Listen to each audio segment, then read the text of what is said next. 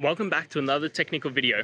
Today, I'll be going through your question, answering it, and hopefully finding that solution that you need. Guys, remember to stay just a little bit crazy, just like me, and hopefully find that resolution you're looking for. Now, let's continue on to the video.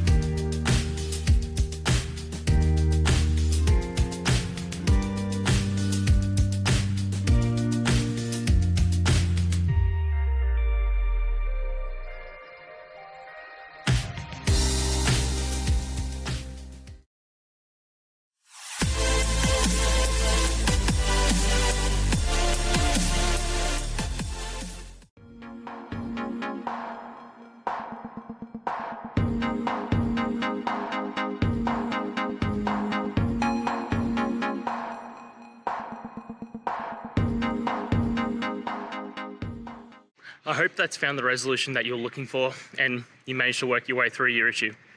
Please, if it did help, hit subscribe. I'd really appreciate it.